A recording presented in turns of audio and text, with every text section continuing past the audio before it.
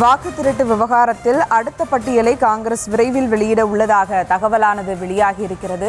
கூடுதல் விவரங்களோடு இணைகிறார் செய்தியாளர் சுப்புராமன். வணக்கம் சுப்புராமன், விவரங்கள்.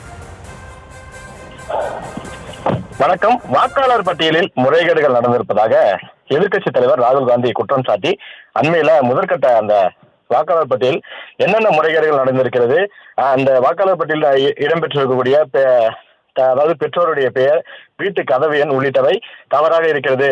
அதே போல ஒரு தொகுதியில் 1,00,000க்கும் மேற்பட்ட இந்த போலி வாக்காளர்களும் இடம்பெற்றிருக்கார்கள் என்ற அந்த குற்றச்சாட்டை வைத்திருந்தார். இந்த நிலையில்தான் அவர் இரண்டாவதாக அந்த அடுத்த கட்ட அந்த பட்டியலை வெளியிட உள்ளதாக தகவலானது வெளியாகி இருக்கிறது. ஏற்கனவே கர்நாடக மாநிலத்தின் மகதேபுரா தொகுதியில் வாக்கு திருட்டு நடந்திருப்பதாக ராகுல் காந்தி குற்றம் சாட்டி ஆதாரத்துடன் அதை அனைத்தையும் வெளியிட்டிருந்தார். இந்த நிலையில்தான் அவர் அடுத்த கட்ட பட்டியலை வெளியிட உள்ளதாக காங்கிரஸ் தரப்பிலிருந்து தகவலானது கிடைக்கப்பெற்றிருக்கிறது.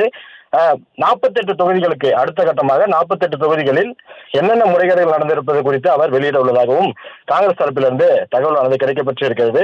குறிப்பாக தொகுதி வாரியாக எவ்வளவு வாக்குகள் திருடப்பட்டுள்ளது, எவ்வளவு வாக்குகள் முறைகேடு செய்யப்பட்டிருக்கிறது, வாக்காளர் பட்டியலில் என்னென்ன குளறுபடிகள் இருக்கிறது, இதில் தேர்தல் ஆணையம் கவனத்தில் கொள்ள வேண்டியவை எவை உள்ளிட்ட ஒவ்வொரு விஷயங்களையும் காங்கிரஸ் தரப்பிலிருந்து எதிர்க்கட்சி தலைவர் ராகுல் காந்தி வெளியிட உள்ளதாக நமக்கு தகவலானது கிடைக்கப்பெற்றிருக்கிறது. அதற்கான ஆதாரங்களுடன் வெளியிட இருக்கிறார். அதாவது குற்றச்சாட்டு என்பது வெறும் குற்றச்சாட்டாக சொல்லாமல் என்ன குற்றச்சாட்டு, அதற்கு என்னென்ன ஆதாரங்கள் இருக்கிறது என்பது குறித்து அந்த டேட்டாவோட அவர் ராகுல் காந்தி வெளியிட உள்ளதாகவும் நமக்கு தகவல் கிடைத்திருக்கிறது.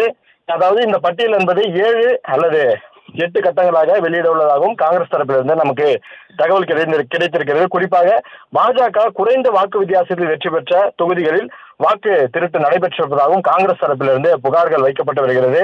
இது தொடர்பாக காங்கிரஸ் கட்சி தொடர்ந்து ஆலோசனையிலும் ஈடுபட்டு வருகிறது.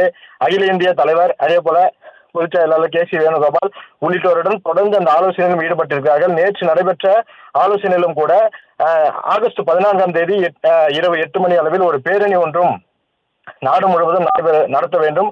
சுதந்திர தினத்தை ஒட்டி இந்த வாக்காளர் முறைகேடு நடந்திருப்பதாகவும் இதற்காக அந்த பேரணி நடத்தப்பட வேண்டும் என்றும் அவர்கள் தெரிவித்திருந்தார்கள். இந்த 48 தொகுதிகளில் வாக்கு திருட்டால் பாஜக ஆட்சி அமைத்திருப்பதாகவும், பாஜக இந்த முறை நடைபெற்ற அந்த நாடாளுமன்ற தேர்தலில் தனிப்பெரும்பான்மையுடன் ஆட்சி அமைக்க முடியாமல் கூட்டணியோடு சேர்ந்துதான் ஆட்சி அமைத்திருக்கிறது. இந்த நிலையில் 48 தொகுதிகளில் குறைந்த வாக்கு வித்தியாசத்தில் வெற்றி பெற்றிருக்கிறார்கள். இந்த முறைகேடுகள் குறித்து நாங்கள் தெரிவிப்போம், அதற்கான ஆதாரங்களுடன் நாங்கள் வெளியிட இருப்பதாக காங்கிரஸ் தரப்பிலிருந்து தகவல்கள் கிடைக்கப்பட்டிருக்கிறது. இந்த ஆதாரங்கள் அனைத்தையும் மக்களவை எதிர்க்கட்சி தலைவர் ராகுல் காந்தி வெளியிட திட்டமிட்டிருக்கிறார். இந்த பட்டியல் என்பது 7 அல்லது 8 கட்டமாக வரும் நாட்களில் வெளியாக இருக்கிறது.